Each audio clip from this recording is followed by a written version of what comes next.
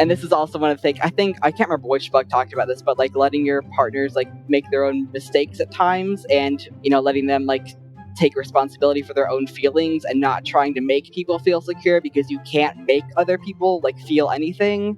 And trying to make people feel secure can actually like backfire at times. So just practicing, letting things be as they may be. Welcome to Normalizing Non-Monogamy, the podcast where we interview incredible people from across the entire spectrum of non-monogamy to hear their fascinating stories. We strive to bring guests on the show who have a healthy approach to non-monogamy. However, it's important to remember that everyone does it a little bit differently, and the views and opinions expressed by our guests do not necessarily reflect our own. Additionally, we produce this show for entertainment purposes only. Please be aware that we aren't doctors or therapists. Consult a medical professional for anything regarding your health that you might learn about on the show. Enjoy! Welcome to episode 192. We're Finn and Emma, and today we have a super fun interview with Jacob. He's actually just about to be 22 in August, so happy birthday. Happy birthday. Happy early birthday. Well, we don't know when in August his birthday is, so. Well, I guess we're taking a pretty good chance that it wasn't yesterday or the day before. That's true. The day before or the day before that. Also, super important today, happy anniversary. Happy anniversary. Now, this is our real anniversary. Our real anniversary. When we got married 9 years ago today. Yes. And so we're taking today off. We recorded this yesterday. We did. And we are planning to play mini golf all day long and eat ice cream and drink hard cider. Yep, that's going to be our anniversary. And we're really, really, really excited. So if you send us an email, we'll probably respond on Thursday. Or we might be drunk and high on ice cream and winning. And mini golf. We'll and maybe some go-karts. Oh, this is new. Well, surprise.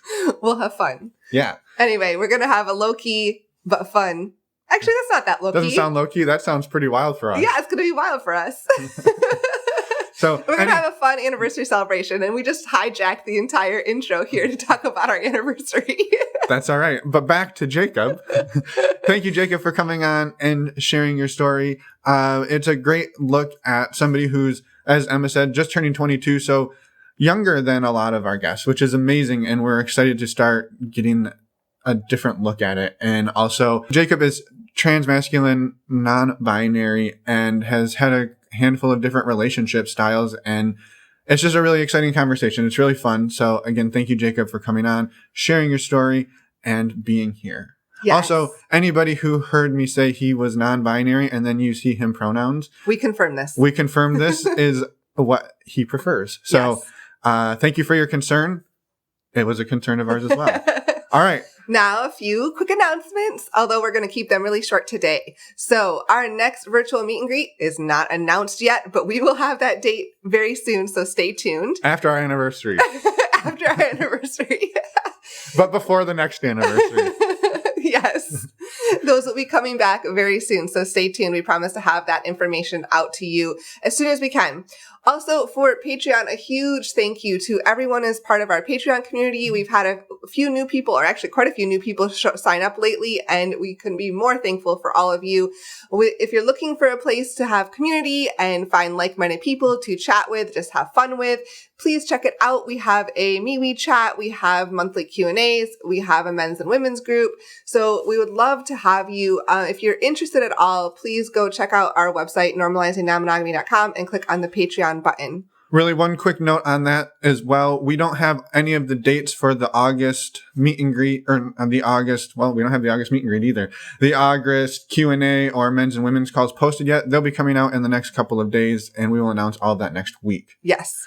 One other last final thing we wanted to mention before we get into the episode is just a really quick shout out to one of our favorite places in the world, stdcheck.com. Yes, one of our favorite places in the world. Besides mini golf and ice cream. And hard cider. It's maybe we'll do that tomorrow too. You know why? Because we don't even have to make an appointment. Right, we just sign up online. We show up at LabCorp or Quest. It takes about 10 minutes. We give them all of the bodily fluids they want. And the next day we get a text message with our results. Yep. And it costs just like 10 ice creams. Not even. It's like maybe. Not with not anymore. Ice cream's expensive. Ice cream's expensive. So it's like $130 for a 10-panel test. And if you use the links on our website, it supports the show so we can buy more ice cream and you save $10. Yes. So thank you in advance for doing that. We greatly appreciate it. And we highly encourage you to get tested, know your status, and talk about it with all of your potential and existing partners. Yes. Couldn't have said it better. I know. And go to our website. Yes. normalizingnon-monogamy.com. There's podcast show notes there. There's, like Finn said, links to the STD check. There are links to Patreon, and contact us. We have links there to send us an email or send us a voicemail. We'd love to hear from you. And while we will not reply today when this episode airs, we will reply in the very near future. We reply to every email. We do. And to find those STD check links really quick, that's under the resources tab or in the podcast show notes of your podcast player. There is a direct link. And I think that's everything we needed to say today. Until the outro. Happy anniversary, Emma. Happy anniversary. Let's Finn. have a good conversation with Jacob. Okay, let's go. Welcome, Jacob, to the show. We're excited to have you here this morning. And, well, actually, technically, I think it's afternoon for you since you're... It's our morning. It's our morning. We can be self-absorbed. Yeah. Thanks so much for being here. Yeah, thanks for having me. Yeah.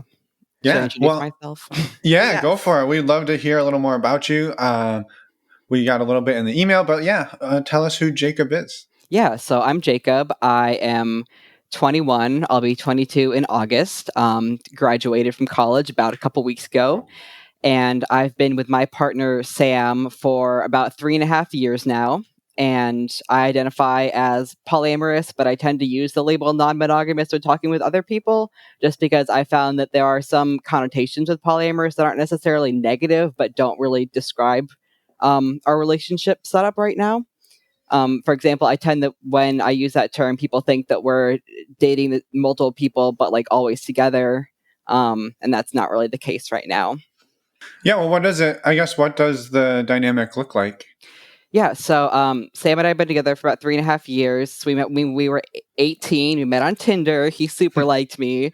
And I liked him back. And it actually turned out that we lived really close to each other. We actually went to high school in the same school district and had a couple of mutual friends, but never met that way. But afterwards, we figured out that we had almost met a couple times. So we met when I was in my first semester in college, and I went to college about 40 minutes away from my hometown. So I ended up driving back and forth, and he drove back and forth. So it was I called it medium distance at first because it wasn't long distance by any terms, but we were really seeing each other once or twice a week. So for a while that felt a little bit further away.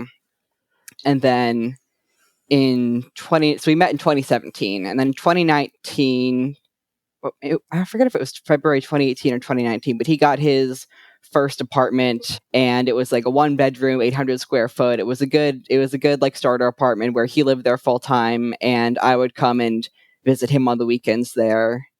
I had my cat Pebble with me, so I couldn't come that often. So that kept Sam mostly coming to visit me because I had the cat with me at school and didn't want to, be moving her back and forth too much. And then think about like September 2019, when we had been together for about 2 years, I decided to talk to him about, maybe exploring polyamory or non-monogamy.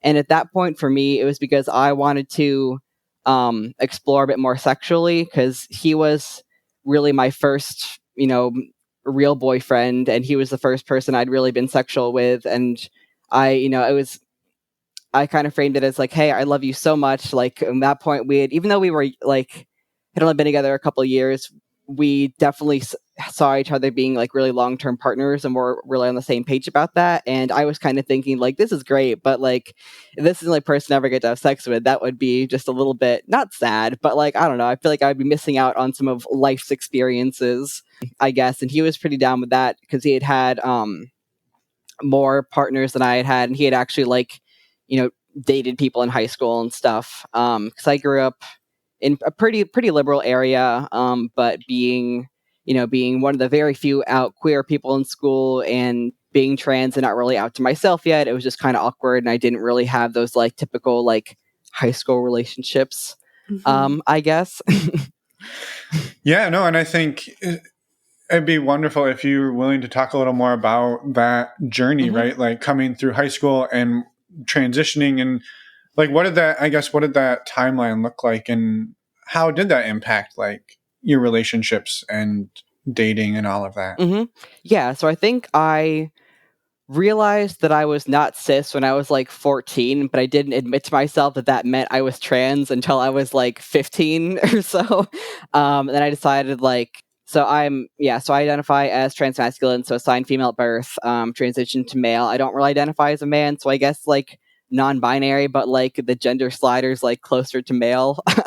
Yeah, that's fair. Yeah, so then I was 15, I was like, crap, I guess I'm a dude, but I'm like, not gonna do anything about it because that would just be like, it would be really hard to come out and everything. And by the time I was 17, I was like, I gotta do something about this. This is getting really, really hard. So I came out to my parents, and they were really cool about it. They were a little bit hesitant at first, but they let me start T. By the time I was like 1 month out from turning 18, and I got top surgery a couple months after I turned 18. So I met Sam when I was about 3 months on T. So at that point, I had come out socially to most people in my life, and I still didn't really pass as male. But I think that I still gave off very like trans guy vibes, I guess, early on. So yeah, I met Sam when I was pretty early in my transition, but I felt like I'd gone through a lot of the like, the early phases of just like the social transitions, also a pretty big deal. Yeah, so I was kind of glad that I met him at that point, so that he didn't have to like, unlearn my old name or like, really like get used to like a new set of pronouns. So he really met me after I started, going by Jacob and identifying as male. So I think that was easier in that regard. And he was really super supportive the whole way through, which was awesome. And I think that it did make dating a little bit harder, I guess, and I think that's one of the reasons why I kind of liked Tinder, is because, I could put it in my bio and people could either, kind of self-select in or out of that. And I think that, and you do get the occasional like chaser, but you can also kind of sort that out also. So I feel like I had a smaller dating pool, but the people who were liking me were more cool in the first place, I guess. So yeah. Yeah, no, I appreciate you sharing. I think one thing you said in there that I would maybe again love to hear more about is you said that the social transition was as big of a deal, or maybe more than the like physical transition that you went through. And I'd maybe love to hear more about that.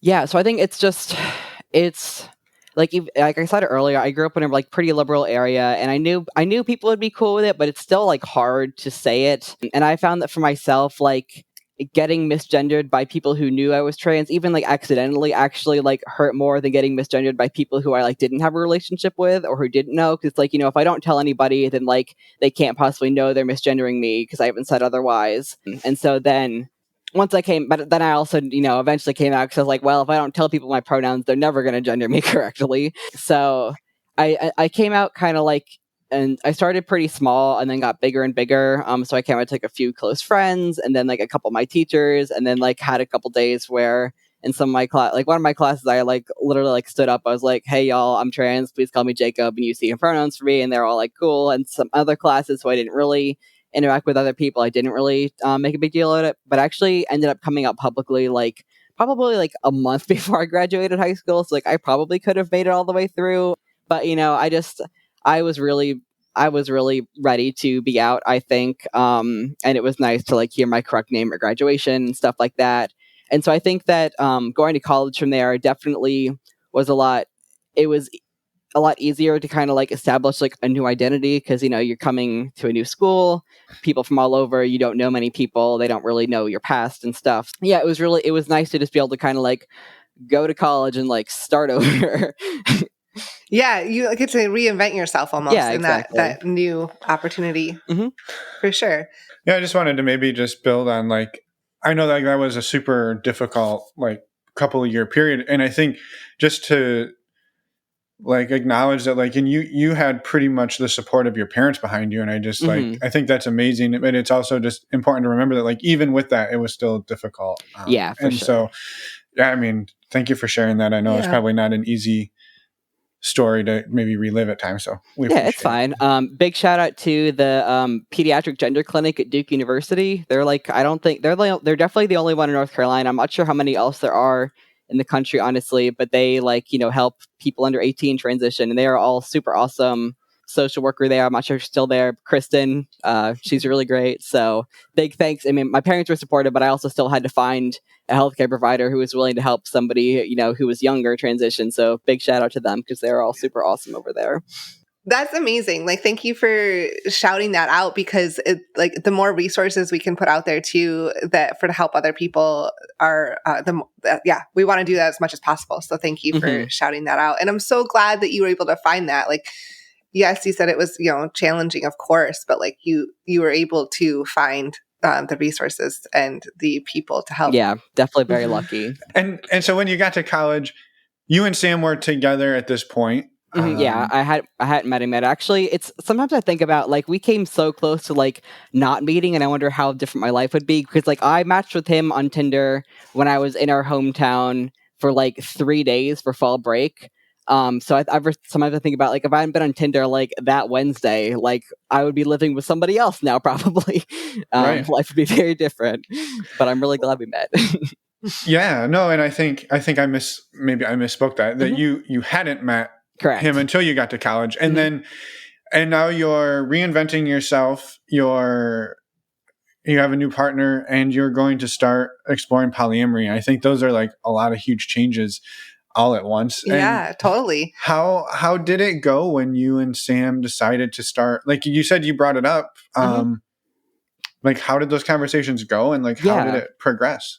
So I think that like most of the queer identities I've learned about in my life, actually probably first learned about polyamory through Tumblr when I was like 15 or 16.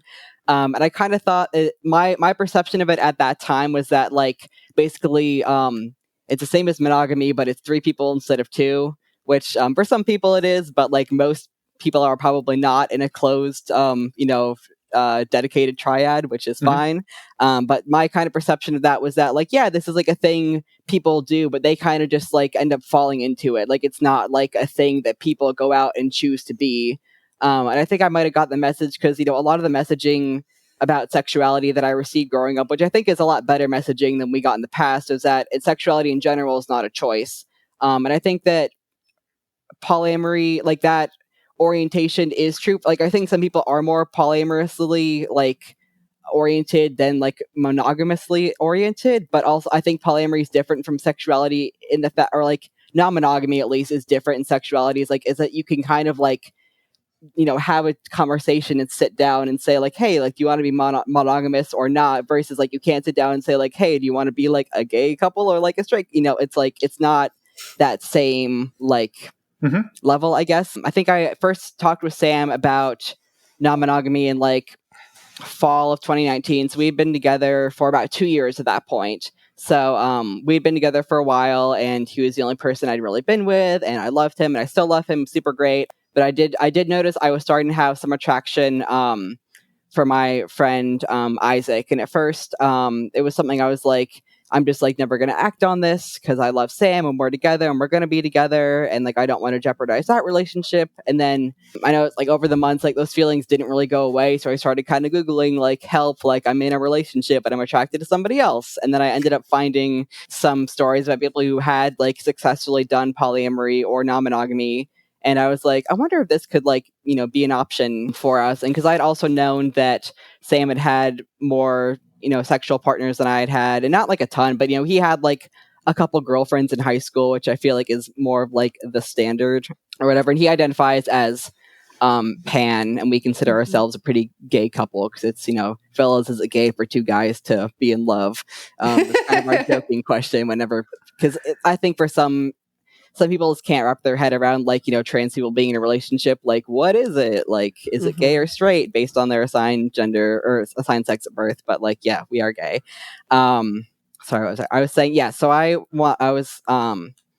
talked with Sam about it, and I was like, hey, like I kind of want to bang our friend Isaac, like because they had been friends since like middle school, and they were part of like a group of friends we lovingly refer to as like the boys with a Z, who Sam has been friends with that most of them like all his life. Like they were in like, preschool playgroup together. They grew up in the same neighborhood.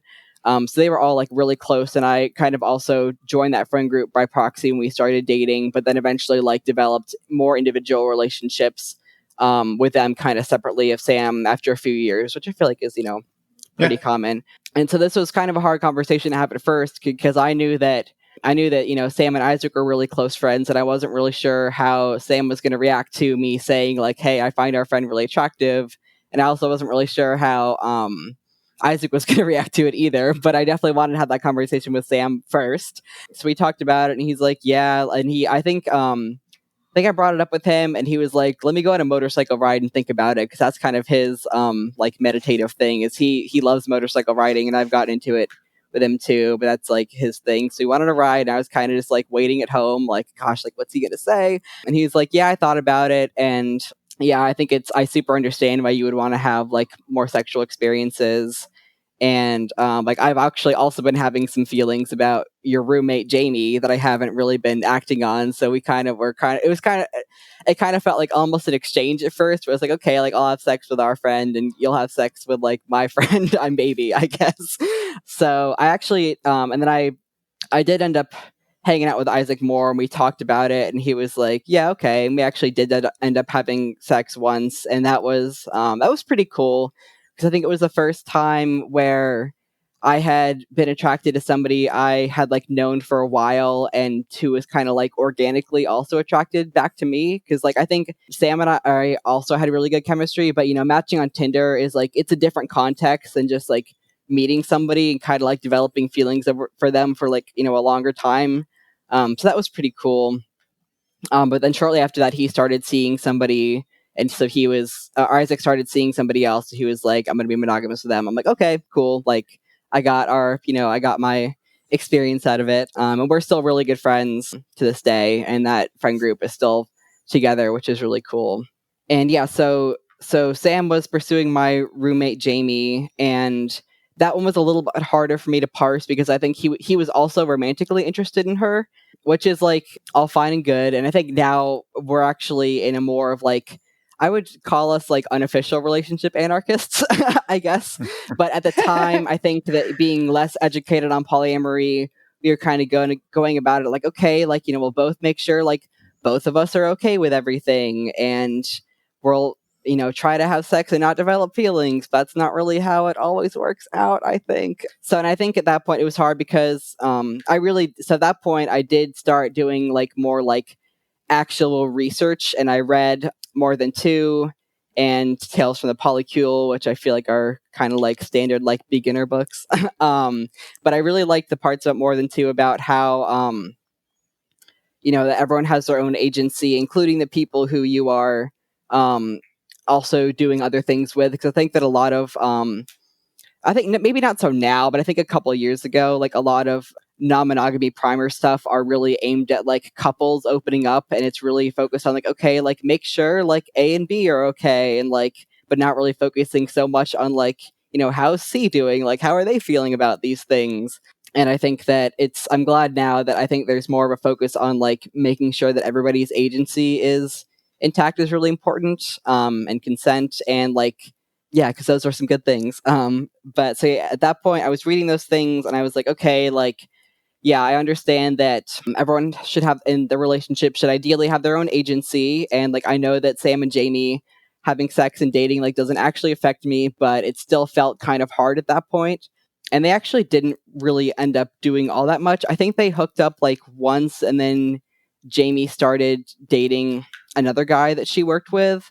And that was kind of hard for Sam. And that was also an interesting learning experience for me, because I'd known Jamie for a couple of years at that point, and she's my close friend and still one of my closest friends. But from her past relationships, I kind of knew that she wasn't like the best at communication or prioritizing other people's feelings. And so I kind of told Sam like, hey, like, you can do this, but like, and like, this isn't me trying to meddle, but I'm just going to warn you that like, Jamie isn't always the most like, she means well, but she doesn't always have like the best like outcomes, I guess, for people. And so she did end up ghosting him after they hooked up, and I think that was really hard for him. But it was also good exercise in, me not saying like I told you so, but just and this is also one of the things, I think, I can't remember which book talked about this, but like letting your partners like make their own mistakes at times, and letting them like take responsibility for their own feelings and not trying to make people feel secure, because you can't make other people like feel anything. And trying to make people feel secure can actually like backfire at times. So just practicing, letting things be as they may be. Mm-hmm. Which is super hard, especially when like you saw, like, you knew Sam well and you knew Jamie well, Right. and you saw the writing on the wall, but you also have to like let it play out. Yeah, take a step back. Mm-hmm. Yeah, and I think one thing I wasn't as prepared for is that I was really I think a lot of people who are just starting polyamory, like, I think a common advice is like, make sure your relationship's stable ahead of time. Like if you're romantic, and this is implying romantic relationship, like if you're having relationship problems, like adding more people dynamic is not going to like fix anything, which I do agree with. And I think one thing I wasn't ready for is that I felt really jealous, not of Jamie because she was getting attention from Sam, but I actually felt pretty jealous of Sam because he was getting more attention from Jamie than I felt I was getting as a friend at the time. And I think that I was really insecure in my friendship with her and didn't really realize that. So I was also working on those feelings of like and it was something I hadn't expected because I was more like ready for the typical things of like it's common to feel jealousy when your partner goes on a first date, and this is something you'll get more used to over time, and which I do think is true. But I think it was kind of hard incorporating or seeing my partner do stuff with my friends that I wasn't really getting from my friends, and that jealousy was kind of a surprise to me, I guess. Mm-hmm. Yeah, and that's a different way to look at jealousy too. That it's not over your partner, it's over a friendship. But how did you, or how have you navigated through that? Yeah, so I think in that in that instance, I think it just kind of faded away because he and Jamie kind of stopped seeing each other because Jamie was like kind of not being great about things. And so things just kind of went back to like the status quo, I guess. Or I no longer had like an active comparison, I guess, if that makes sense. I was like, things were if that had fizzled out, it kind of ended. So you didn't have those. But that I guess kind of like friend jealousy did kind of continue to haunt me though, because my next foray into relationships was one of my good friends, Cam, who I had met working at my university's LGBT center, who I'd know, they were 1 year below me. And so at the time, I was a junior and they were a sophomore, but I'd known them since I was a sophomore and they were a first year. And we become like pretty good friends through work, but hadn't really hung out like much outside of work. Aside from like sending each other like occasional memes and stuff. But I did consider them a good friend, and I think we were pretty bonded over having similar experiences of growing up in places where we were kind of like the only openly queer people, and we both grew up like experiencing pretty bad mental illnesses at a young age that we'd both definitely gotten like under much better control by the time we got to college. But like depression like never like goes away, which is pretty unfortunate. So we had bonded a lot over those things, and I kind of mentioned them like, hey, like Sam and I are like non-monogamous now, and we were kind of like flirting back and forth with each other for a while. And at one point I was like, I can't, like, I'm not the best at reading social signals sometimes. So I was like, are you flirting with me? And they were like, yeah. And I was like, that's cool. I'm flirting with you too. So that was kind of a fun like thing. And so Cam and I were like, not like dating, but we were starting to like hang out more, I guess, in that context. And I guess you would call it dating, but more in like the high school sense of dating, I guess, where there's not really like particular expectations, but we were watching movies at each other's place and like making out and all that stuff. And then one weekend, Sam came to visit, and the three of us were hanging out, and we kind of like impromptu, and like they had met a couple times before, but hadn't really like hung out or like at least not in this context. And so we kind of ended up having a couple like impromptu threesomes, which was fun. And like we definitely like made sure that everyone was good with everything, and we like went, slower at the start. And so then we were kind of found ourselves in like, I guess you would call it like a triad configuration.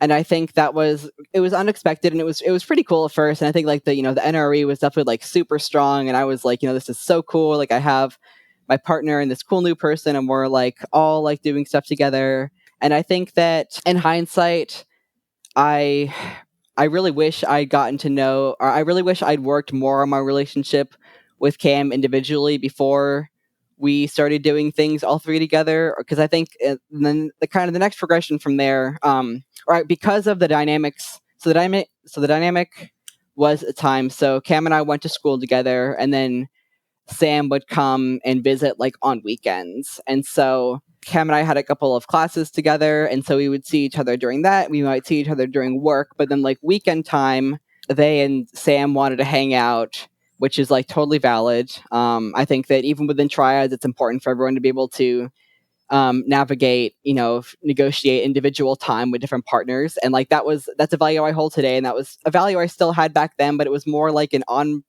paper value, I guess, because that's what like that's what I wanted to do, and I wanted them to have that. But also like my internal feelings was like, man, like I want to hang out like with the three of us, like we have such limited, or I wanted to hang out with Sam because we really only I was used to having 2 days a week from him, so to get that to cut down to like 1 day a week felt like a big loss, I guess. And I did find some comfort in the books and other podcasts I was listening to about the point where it's like, your partner's time is their time, and when you're monogamous, they probably chose to spend a lot of it with you, but like you're not necessarily like entitled to those things. And I think there's also like there's a sliding scale where it's like, yeah, like yes, your partner should spend some time with you, like if for most relationships, like it's not saying that like you shouldn't expect time from your partner, but the fact that like when you open up, you're probably going to get less time with them because they're seeing other people, which like is just a fact. So I think they wanted to spend more individual time together, and that was really hard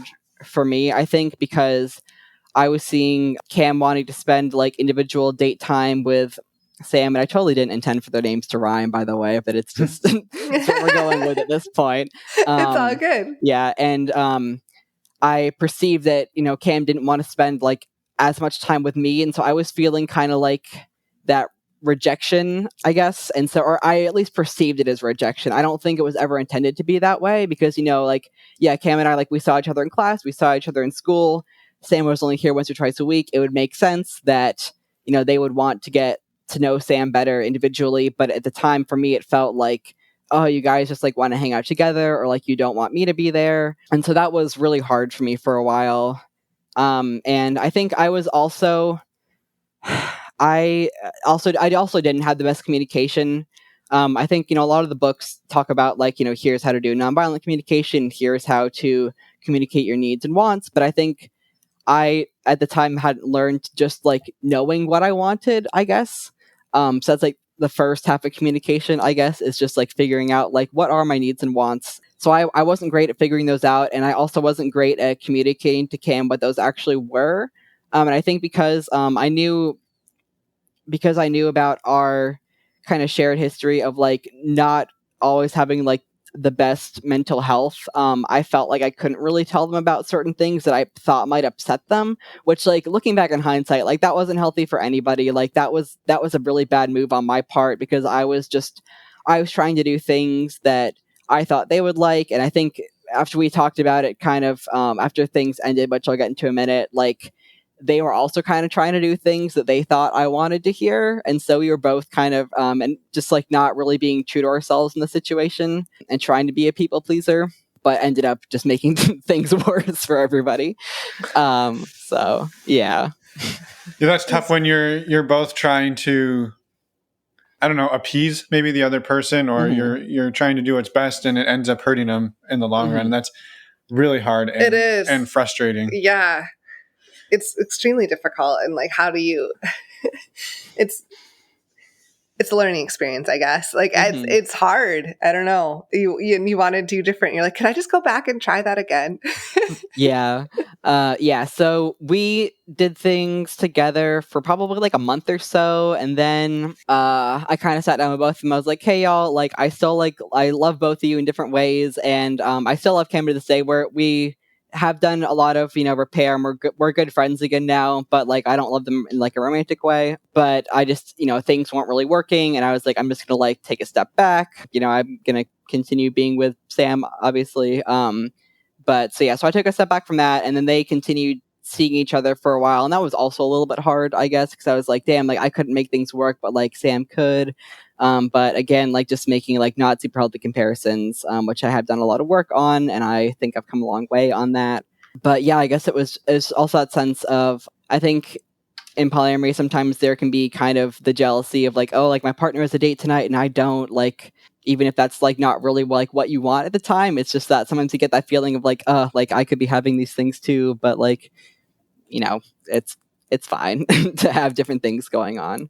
And then so that was about like February 2020, and then we all know what happened in March 2020. Yes.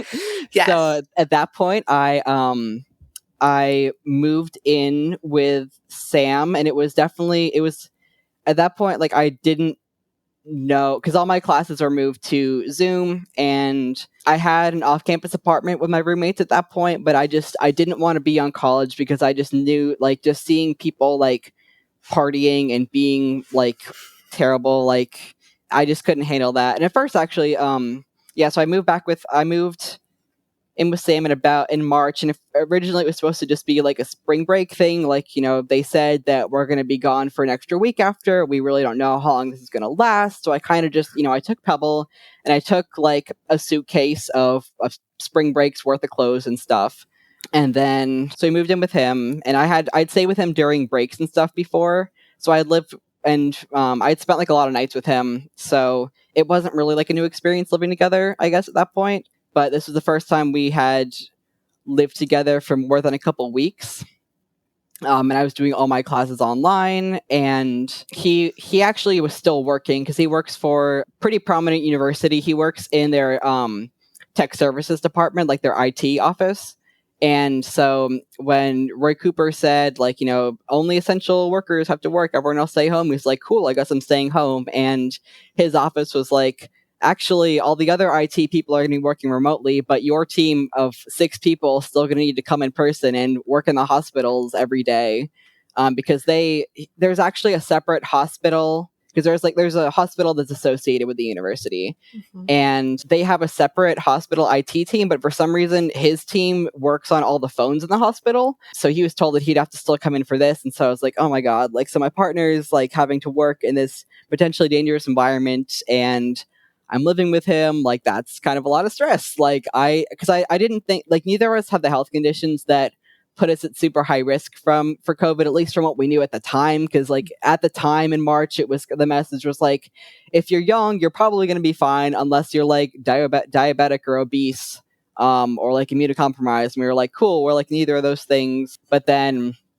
as we know now, it can really, maybe not, it can kill people our age. And even if it doesn't kill them, it can still leave them with a lot of like really terrible side effects. Like, I know some people who've got it and like haven't got their taste of smell back in like 8 months, and like they don't know if that's ever coming back. I'm like, I would prefer not to get this disease. So after living with him for a month or two, and also so that plus the combination of living together in an 800 square foot apartment that had like 2 windows in it, that was pretty stressful. So I decided to move back in with my parents, because they have a very large house and more access to like outdoor walking paths and stuff, versus like at his apartment place, I could walk around like the parking lot, and that was pretty much it. So I decided to move back in with my parents, and I actually was able to successfully like, self-quarantine for 2 weeks, because they're lucky enough where they actually have like a separate floor that I could stay on, and like a separate kitchen that I could use. So I did the traditional, like, stay away from people for like 2 weeks, which was also really hard. Yeah, it's really hard. Especially when you go from like, living with a partner every day to just being like completely by yourself for 2 weeks. It's like, man, this sucks. Yeah. So that was in about May. And at the time, I intended to stay there until after July because I was also doing my research project, or my college had a program that was like a summer research intensive. And in the past, like pre-COVID, it was a thing where, you're on campus for a few months and you're like working with your advisor and you're like doing the science every day. Mine was like a qualitative experiment or research thing, whereas actually I was doing research on the experience of previously incarcerated transmasculine people, because my first year of college, I did a pretty big project about the experience of trans women in prison, which is they're generally treated really terrible. They're generally put into men's prisons and sexually assaulted and have really terrible outcomes. And I really couldn't find that many stories about transmasculine people. And I was like, well, I can't imagine them putting like men with beards into like a women's prison. But I also imagine if you're like a man who has a vagina in a men's prison, you're probably very likely to get sexually assaulted. So I ended up doing some qualitative studies, and I got 6 people to talk to me. And so I'm still working on that paper now. But so that was what my research basically was about, what happens to trans men when they go to prison. So yeah, hopefully I'll have a paper published sometime this summer. That's my goal for this summer. It was my goal for last summer too, but we're still kind of in this thing. So now it's my goal for this summer. Um, and so originally my plans were to, kind of be at my college, like for most of the summer doing that. So I was like, I'll just stay at my parents' house and do that, and I'll move back in with Sam after August, or hopefully this thing will end before then. And so actually at the time, and at that point, I was still in contact with Cam like as a friend at that point, because we kind of decided like, hey, like this like romance and sex thing isn't working, but we did still care deeply about each other. It's like we had like kind of like a breakup, but it was never like a whole messy thing. Like it was a very amicable like, hey, like let's like just go back to being friends and try to work on our communication in general and stuff. And so at that point I knew they were living with their parents, who were like pretty transphobic and like moderately homophobic, and who just like were really like not great for them in general. So I suggested that they move in with, or I asked Sam if he had considered like inviting Cam to come live with him, because I knew they were in like a really like not great housing situation. He's like, I hadn't really thought about that. But he invited Cam to come stay with him, and so they ended up living together at his apartment for like a couple months. Yeah, so they did that, and that was like fine because I wasn't there anyways, and I was like, just glad that Cam could be in a better living situation, and like they were more okay with like the potential risks of living with Sam at that time. And I knew like I knew Sam, like I trusted him, and I knew he was wearing his mask inside all the time, but it's just hard to know, working in a hospital is like one of the more high risk environments you can be in during this thing. And I knew at one point he did have to like, actually he didn't, which I was really mad about this at the time, because he didn't have to go into a COVID patient's room, but they sent him into one anyways, because they were like, oh, this like phone needs fixing, but the phone was like actually like outside of the room. So yeah, but he was fine. But yeah, so they were living together for a couple months, and this was definitely one of my probably like biggest polyamory regret / slip ups. I think it was in probably like June at this time, where I expressed to Sam like, hey, I know I originally said I was going to stay here till August, but like I really miss you, and at this point I feel we know a little bit more about how the virus works, and I feel that since you're wearing a mask, and since you like, I knew he worked with coworkers, but like it was a pretty small team, and they work in like a pretty large warehouse, and he'd actually had a coworker who came into contact with somebody who was COVID positive at some point. And then he and I ended up getting tested. This was back when the test was like the big, like the really invasive nasal thing, and that sucked. But we were both negative from that. And his coworker, who had like a lot more contact with the positive person, also ended up testing negative. So at that point, I was like, okay, like I think there's still some risk, but it's a lot lower of a risk than I was initially like worried about, to the point where like life's all about like balanced risk. And I knew that by living with him, I was assuming more risk than I was with living with my parents, but that was kind of less than like the other mental health effects of being separated for a long time. So I expressed to Sam like, hey, I'm considering possibly moving back in with you sooner than I had thought. Like, just want to put that on the back burner, like just want to put that out there. And then I think like I probably should have told him like, but like, don't kick Cam out over this. Like, I want to talk to them too, and just like see how they're doing, if they're, thinking about maybe like how long they want to live there and stuff like that. But then but I did not do that. And he ended up telling Cam, like, hey, if Jacob wants to come back, I'm going to ask you to leave.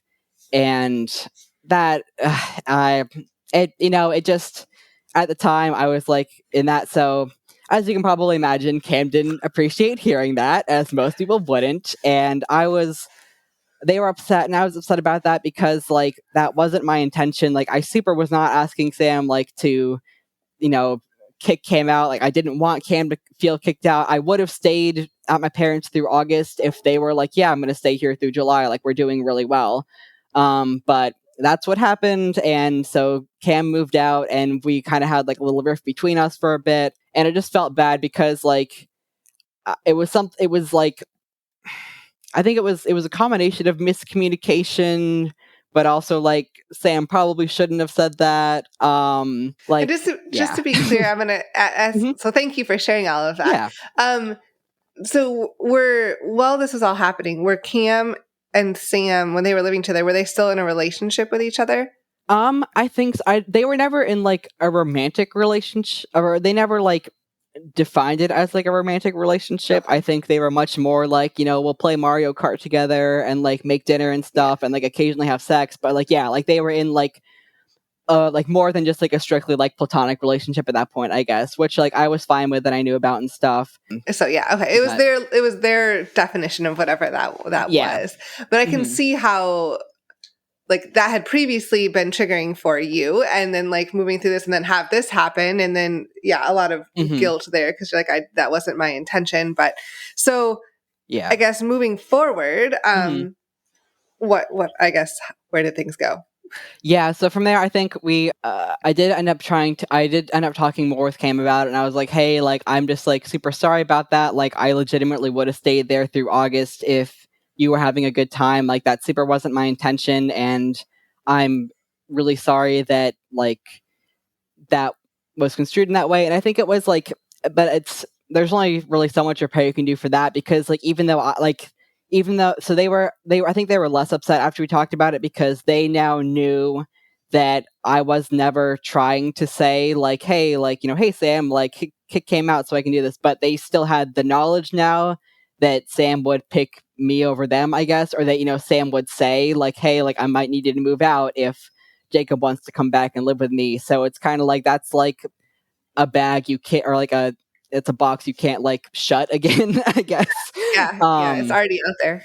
Yeah, so they took a little bit of a break, and I think they saw each other a couple more times, and we did hang out like once or twice after, and this was, Cam actually went to the point of like, self-quarantining for 2 weeks after seeing other people, because, in order to hang out with us, because that was kind of like my boundary at that time, was like, hey, like, because I really didn't, after I moved out with my parents, like, I don't think I didn't get within 6 feet of them again until like after we were vaccinated in like April. So like I took that boundary pretty seriously, and I didn't want to.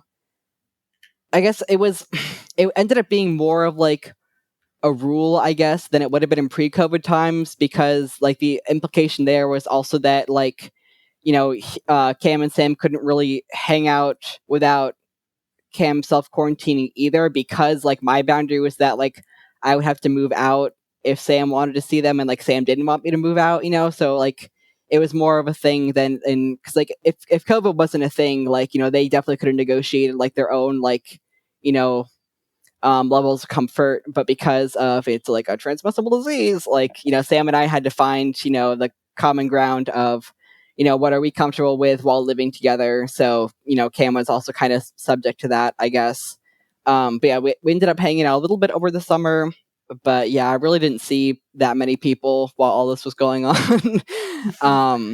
So yeah, and so and then I think it was maybe like July 2020 or something, Cam ended up starting to date Ryan, and so they wanted to be monogamous with them. So Cam and Sam stopped. They're still like, they just kind of like went back to being friends, and like we still have like a group chat. We're all sending each other memes, and we did hang out as a group recently, and that was fun and stuff. But they kind of ended their like sexual relationship, and we were basically just kind of thrust back into monogamy for a while, and it was kind of nice, I think, because it really gave me some time to like reflect on like my values and what I wanted, I think, and also like it gave me plenty of time to think about a lot of things, but to also think about how things didn't work out with me and Cam, and thinking more about my kind of like friend jealousy I had both experienced with that, and also like friend jealousy I experienced more when Sam and Jamie were doing things. And I think that, and knowing what I know now, I think I would have acted differently in both those circumstances, but I think that I also like had to have those experiences in order to learn those things. So like I don't think that, so I think if you like rewound the tape and like put me back there without much different knowledge, like I don't think I would have really done that. I don't think I would have acted that differently. So I'm glad that I had those experiences. And then so then I think at different points I got back on Tinder, and like Sam totally knew about this from school, is it and I was talking to like a couple people, but it was really hard during like the quarantine months, because there are people you would talk to but then be like, well, we can't really meet up or like do much, so like we can talk, but that's about it. So those kind of all just like fizzled out, because I think everybody had a lot of time, but I think we underestimated like how emotionally draining it was to just kind of worry about potentially dying like all the time. And Right? just like going to the Yes. grocery store was like really stressful, and seeing friends even from a distance was like pretty stressful. And so I was still doing online college, and Zoom college was not the most fun. I was doing 2 classes during the fall, and even 2 classes just felt like a lot.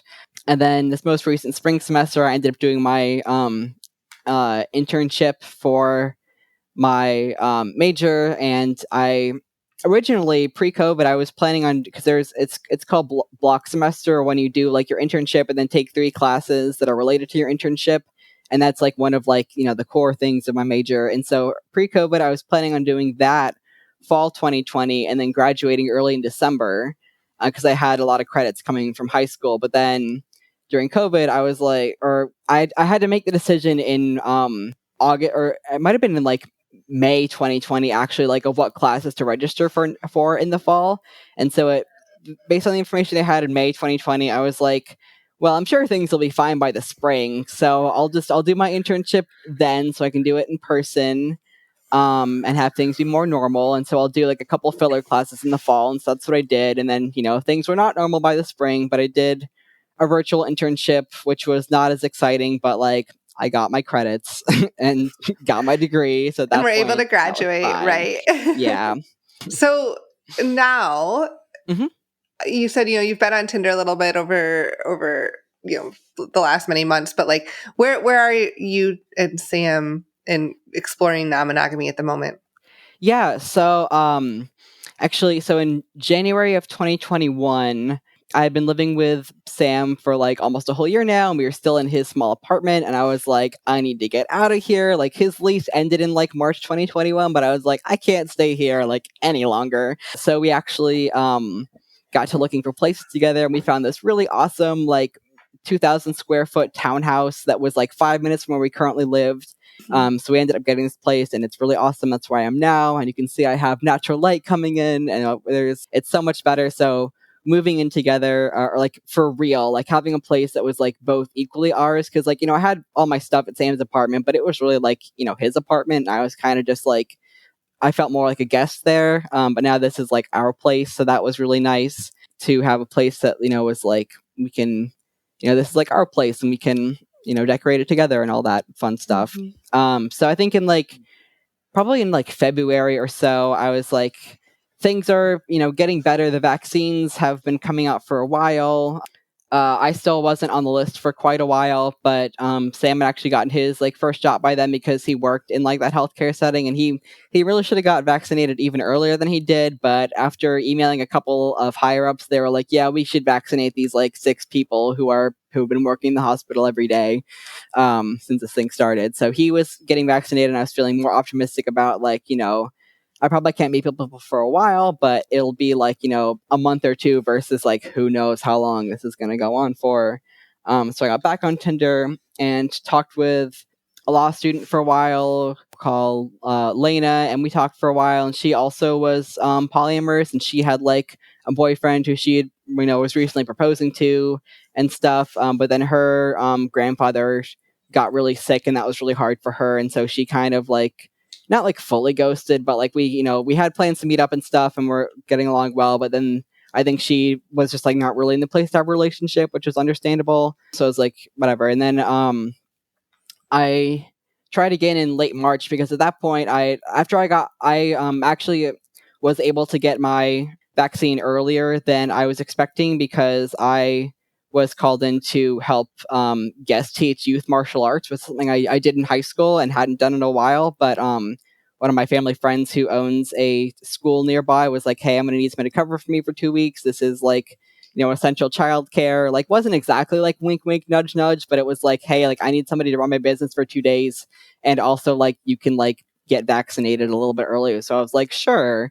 So after I got my second shot, I was like, this like yeah, the things are looking pretty reasonable now. I'll get back out there. So I got back on Tinder and was trying more actively, I guess, to meet people versus last times when I was just like, I'll swipe around, like just see like who's out there. But this time I was looking more, and I ended up matching with Ray, who is now my boyfriend, which is that's going really well. But yeah, so we matched on Tinder and we were talking for a while. So we had our first date. We like got boba and like sat outside like on the lawn.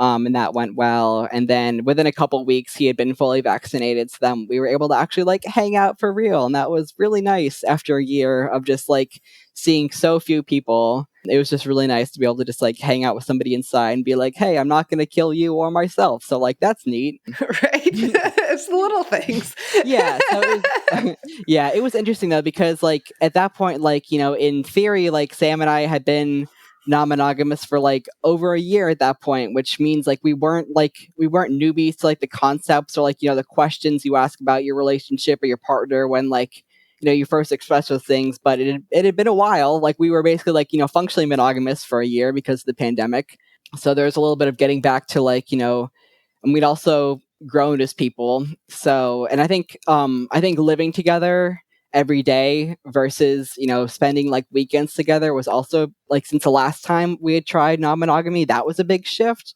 And I think that like now spending 1 or 2 weekend days with somebody else is just like, yeah, it's whatever, versus like, hey, that's like all our time together for 2 weeks. Yeah, so I started dating Ray, and it was his first experience with polyamory. And like like I was saying earlier, the nice thing about Tinder is you can put things about in your profile that like might be deal breakers for some people, and it's like no hard feelings, but like just putting it out there. And I think in my profile I wrote like polyamorous and comma not looking for a third, because unicorn hunting is like a really big problem on Tinder. Ask any questions if you want to or whatever. Yeah, so Ray and I started seeing each other, and I was kind of like, do you have any questions about anything? He's like, I don't know, like I'm really enjoying spending time with you. And I think after a few dates, he came over to our place and he met Sam because Sam lives here. And I think we got like brunch or something, and it was very like amicable, like kind of like traditional like kitchen table polyamory, I guess. But it was when we hang out, we tend to hang out here because I have like a really nice townhouse, and Ray has like grad student housing with like 4 other roommates.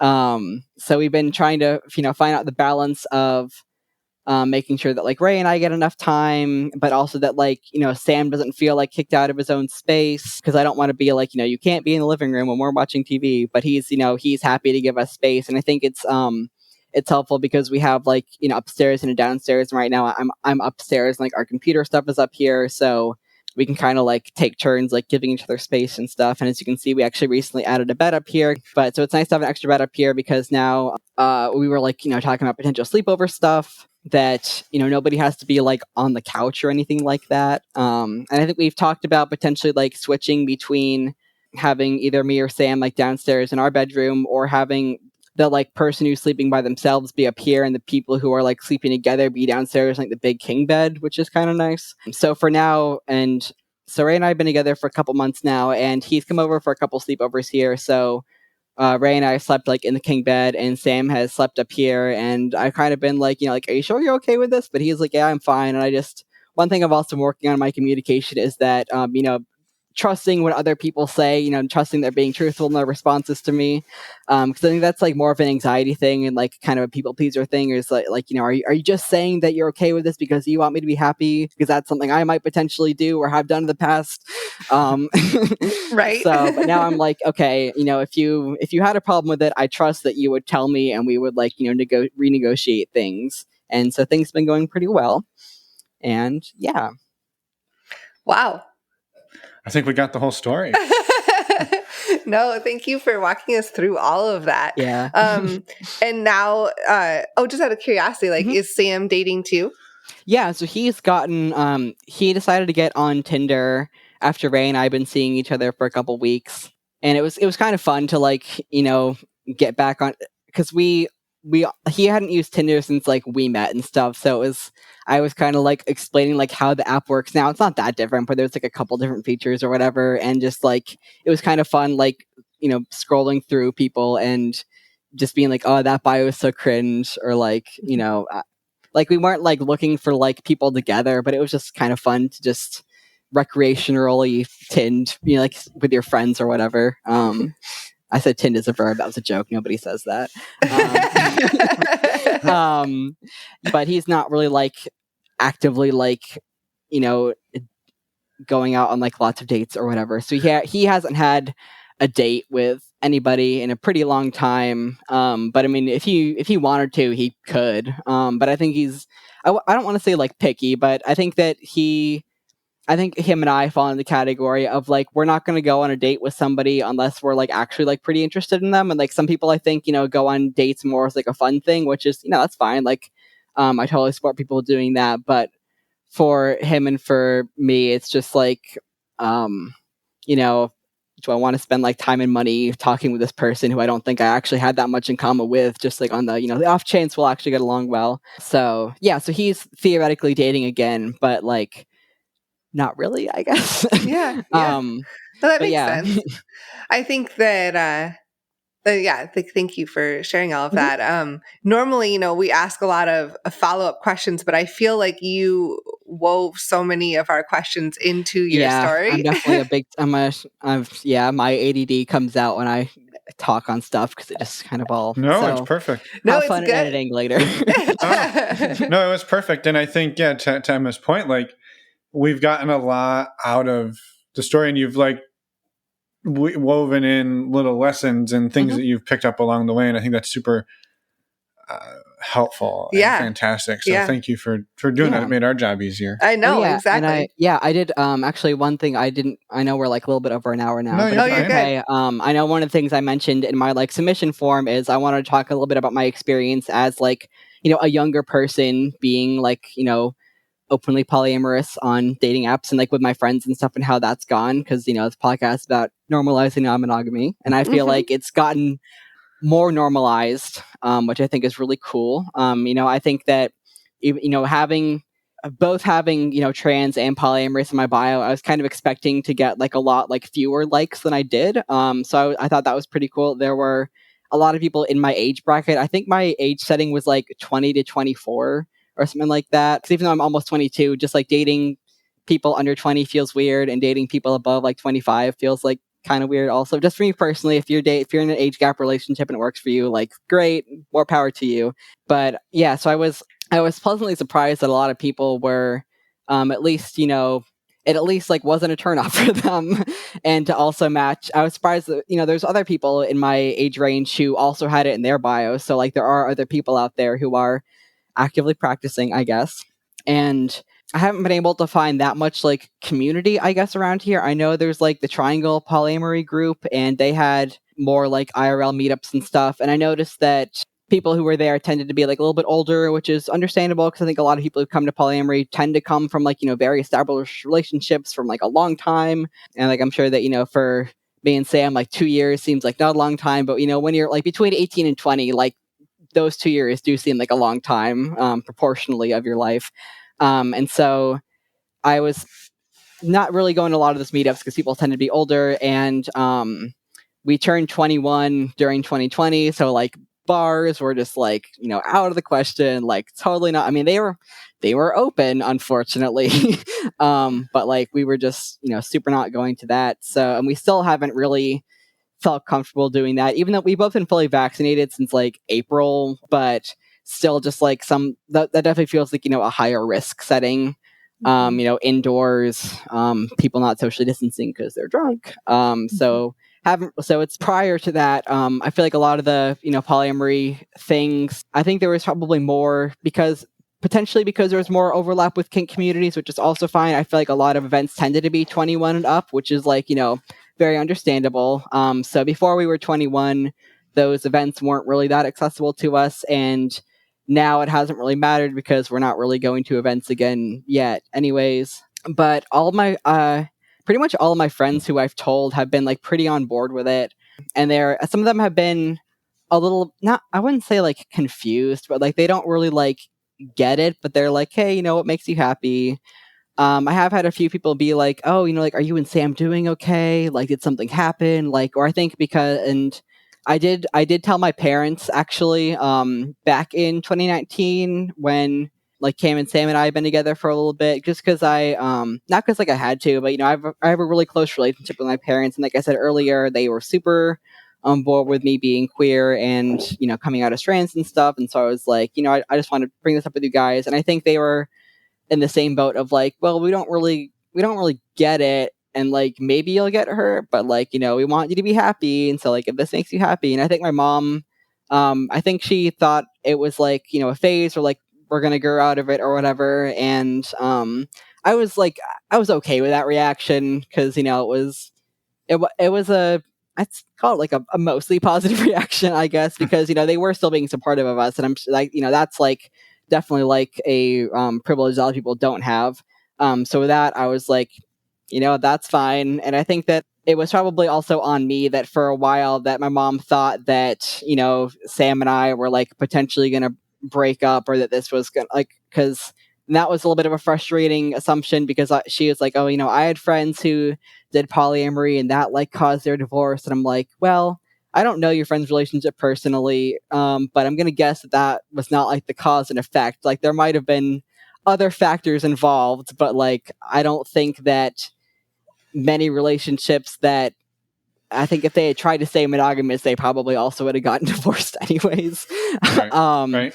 so and like I knew myself, and I knew Sam, and I knew our relationship, and I was very confident in our ability to navigate challenges together. But I knew that like we were not opening up out of like a we have to still stay together, but we're not attracted to each other anymore. Like that was definitely like not our experience, and so I was like, okay, mom, like okay, whatever you say. But I was just kind of like, I kind of knew that we would prove her wrong, I guess. And then we didn't end up talking about it too much more with my parents because, like, like I said, COVID, and we weren't really doing anything with other people, anyways. And I recently brought it up with them again because I wanted to tell them that Ray and I were dating. Because even though we've been together for like 3 months now, and it's like not super serious or anything like that, but I feel like in if I wasn't, already with Sam, and like we were dating and Ray and I were like monogamous, I feel like it'd be pretty normal to, just like, tell your parents what's going on in your life and who you're dating and stuff like that. So, and they were kind of surprised because I was like, hey, like I have some good news for you guys, so I'll come by and share in person. And they were kind of like, they kind of had no idea what I was going to tell them about. But I was like, yeah, I know I've mentioned this deal. I know I told y'all like a year and a half ago that Sam and I are non-monogamous. Want to let you know that I've been dating a new guy named Ray, and it's been going really well. I hear a couple things about him, and they were kind of surprised, I think. But they were again like, okay, if it makes you happy, like if you're sure. And I think they were pretty unsure, but Yeah. like that's okay. I think that they were like, we don't understand polyamory, but we support you, and like we'll be here if things fall apart. I'm like, great to know you think that's my relationships are destined to fail, but I know they're like not, so that's okay. I'm glad you support me. So they're trying, I think, and I think they are they'll probably be more open to learning more about it. I think they just don't know a lot, which is a lot of people don't, so that's fine. Right. Mm-hmm. Yeah, I mean, I think it sounds like they've been really, really supportive. I mean, like you said, like they said they'd be there for you no matter what happens, and I think like there's not much more you can ask for at that point. Yeah, Right. for sure. And it might take some little bit of time for them to like continue wrapping their mind around it all too. But yeah. Well, I mean, thank you for sharing everything you've shared with us. It's been amazing hearing your story and hearing how like the non-monogamy dating scene is. It sounds like it's opening up for the younger generation and like, you know, coming out of high school. And I feel not like we're that much older, but like, you know, 10 years. And when we were coming out of high school and college, like it wasn't that prominent. No. And so, and then like you said, you layer on top of it being trans and everything else, like trans and polyamorous and everything. And so it's like, you have found success, and I think that's really fantastic to hear, and we're happy. Yes, and I'm so glad you brought up that point about like the age too, because and the societal, I guess, acceptance. I think it's really important to get out there, and because that's what, so we're all trying to do, normalize this. So thank you for speaking to that. Yeah, I haven't had anybody who I've said like, you know, all my friends I've told like they've all known what polyamorous meant, you know, which I think is definitely an improvement from the last 10 years. And like, I live in like a pretty like urban area, but like definitely not like a big city by any means. Like, it's not like, you know, I'm out in like LA or New York or anything like that. So, and like, I know we call our pocket North Carolina, like it's like the South, but like it's not like really the South, but like, or at least where I live, it's not really. But I'm definitely have continued to be pleasantly surprised by how well I've been received here in all my various identities. So Love it. Wonderful. Yeah, thank you.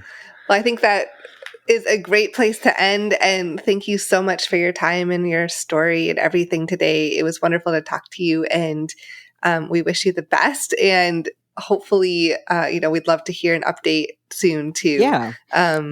So have a wonderful rest of your day. Unless I feel like I'm interrupting you. No. Okay. Well, have a wonderful rest of your day, and thank you so much for everything. Thank you. Thanks for having me. And we're back.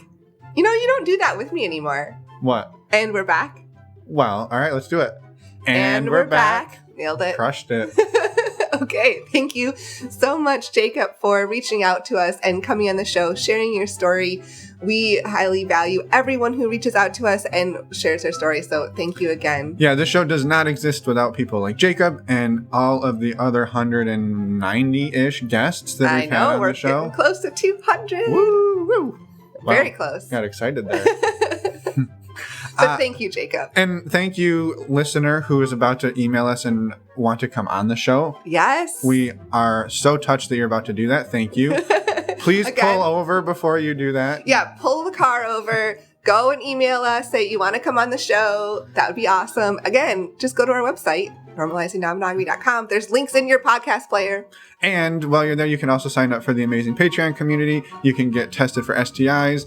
And you can do any other thing. You can get ice cream. It's a pretty versatile... Through our website, we're now selling ice cream? It's a pretty versatile website. Okay, well, this is a new feature that I was not aware of. And let's see. Next week, we have a super awesome interview with Sonia and Gabriel. He is producing and directing a new animated educational series on kink that is about to start crowdfunding, and we have seen the trailer. The trailer comes out next week as part of the crowdfunding campaign. It is kick-ass. Yes. The interview with Sonia and Gabriel is kick-ass. We are so excited, and we will see everybody in a week. Yes, come back, listen in 1 week, and we will see you then. Bye, everyone. Thanks for listening.